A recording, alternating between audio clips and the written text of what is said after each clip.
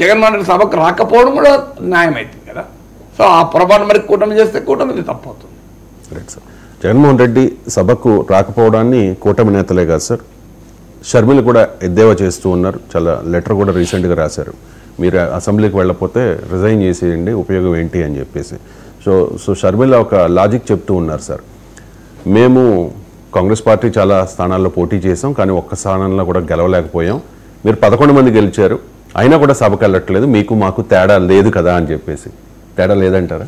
సభలో లేకపోవడం తప్ప మిగతాదంతా తేడానే కదా. సభలో వెళ్ళడం తేడా లేకపోవడం అనే ఉంటుంది రాజకీయాల్లో. ఇప్పుడు అలా అంటే కమ్యూనిస్ట్ పార్టీలకు సభలో రిప్రజెంటేషన్ లేదు అంటే మరి తేడా లేదా? వాళ్ళకు వైసీపీ కమ్యూనిస్ట్ పార్టీలు ఒకటేనా? సో 40% ఓట్లు వచ్చిన పార్టీ, 1% ఓట్లు వచ్చిన పార్టీ తేడా లేకుండా ఎట్లుంటుందండి? సో సభకు రావడము రాకపోవడం అనే ఆధారంగా రాజకీయ పార్టీల స్టేటస్ గుర్తించారు కదా. ఇప్పుడు సభకు రావడం అలా అయితే చాలామంది సభ్యులు సభకు వచ్చి కూడా మాట్లాడరు. అది మన వాళ్ళ సభలో లేని వాళ్ళతో వాళ్ళు ఈక్వల్ అవుతారా? సభలో ఒక్కరోజు కూడా మాట్లాడిన 5 ఏళ్ళు నోరు విప్పిన వాళ్ళు కూడా ఉంటారు. మరి వాళ్ళు వీళ్ళు ఒకటవుతారా? షర్మిల ఏంటంటే జగన్మోహన్ రెడ్డికి తాను ప్రత్యామ్నాయం. అందుకే మీరు ఆ ఫైట్ మొత్తం చంద్రబాబు నాయుడు పైన కూటమి పైన కాదు, ఆ ఫైట్ మొత్తం జగన్మోహన్ రెడ్డి పైన.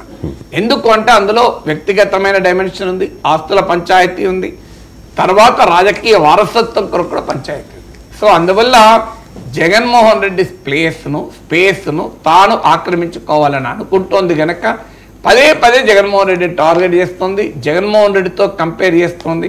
అందుకే మీరు సీరియస్ స్టేట్మెంట్ తీయండి, రాజశేఖర రెడ్డి వారసుడు జగన్ కాదు, రాజశేఖర రెడ్డికి జగన్కు సంబంధం లేదు, సో రాజశేఖర రెడ్డి వారసత్వం కాదు అనేది ఎస్టాబ్లిష్ చేస్తోంది. జగన్ ప్రత్యామ్నాయం కాదు అని చెప్పదలుచుకుంది. కానీ నిరంతరం జగన్మోహన్ రెడ్డిని టార్గెట్ చేయడం ద్వారా షర్మిల ప్రత్యామ్నాయంగా ఎదగదు. షర్మిల ప్రత్యామ్నాయంగా ఎదగాలంటే చంద్రబాబు నాయుడు నాయకత్వంలో కూటమి ప్రభుత్వం పైన ప్రజా సమస్యలపై పోరాడడం వల్ల ఎదుగుతుంది. షర్మిల రాజకీయ వ్యూహంలోనూ తప్పుంది, జగన్మోహన్ రెడ్డిపై పోరాటం వల్ల ఆమె ప్రత్యామ్నాయంగా ఎదగదు. నిజంగానే ఆమె జగన్మోహన్ రెడ్డిని దెబ్బతీయాలని కోరుకుంటే, జగన్మోహన్ రెడ్డి ప్లేస్లో తాను రావాలి అని కోరుకుంటే, వైఎస్ఆర్ కాంగ్రెస్లో ఉన్న వాళ్ళందరూ కూడా కాంగ్రెస్ వాళ్ళే గనక జగన్మోహన్ రెడ్డి స్పేస్లోకి షర్మిల వస్తే వైఎస్ఆర్ కాంగ్రెస్ వాళ్ళు ఒకటే, రాజశేఖర రెడ్డి కొడుకు కూతురు, అందువల్ల ఆ స్పేస్ తాను ఆక్రమించుకోవాలనుకుంటే ఫైట్ చేయాల్సింది కూటమి ప్రభుత్వం పైన, ఫైట్ చేయాల్సింది జగన్ పైన కాదు. సో జగన్ను టార్గెట్ చేయడం ద్వారా ఒక రకంగా జగన్కు ఉపయోగపడుతుంది, ఆమె తనకు తాను నిర్వీర్యం చేసుకుంటోంది. ఎందుకంటే ప్రజల ముందు ఆమె ఎవరితో ఫైట్ చేస్తోంది? ప్రభుత్వంతో ఫైట్ చేయడం లేదు, ప్రతిపక్షంలో ఉన్న నాయకంతో ఫైట్ చేస్తోంది. సో అందువల్ల ఆ కంపారిజన్ వల్ల పొలిటికల్గా బెనిఫిట్ అయ్యేదేమీ లేదు, మీడియాలో వార్తలు రావడానికి పనికొస్తుంది.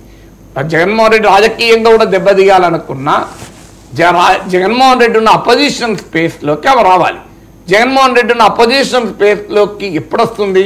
ప్రభుత్వం పైన ఫైట్ చేయడం వల్ల వస్తుంది. ఇప్పుడు మీకు ఆంధ్రప్రదేశ్ తెలంగాణ రాజకీయాల్లో చూడండి, ఒక దశలో బీజేపీ మీకు దుబ్బాక, జిహెచ్ఎంసీ, హుజరాబాద్ ఎన్నికల సమయంలో అపోజిషన్ స్పేస్లోకి వచ్చింది. ఎట్లా వచ్చింది? కాంగ్రెస్ని తిడుతూ రాలే, బీఆర్ఎస్ పైన పోరాడుతూ వచ్చింది.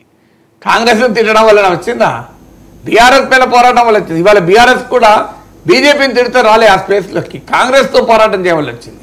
అందువల్ల ఎప్పుడు కూడా నువ్వు ప్రభుత్వం పైన పోరాడితే అపోజిషన్ స్పేస్లోకి వస్తావు తప్ప ప్రతిపక్షంలో ఉన్న వ్యక్తితో పర్సనల్ తగాదాల వల్ల, వ్యక్తిగత ఆస్తి తగాదాల వల్ల, కుటుంబ తగాదాల వల్ల పోరాడితే అపోజిషన్ స్పేస్లోకి ఎట్లా వస్తారు?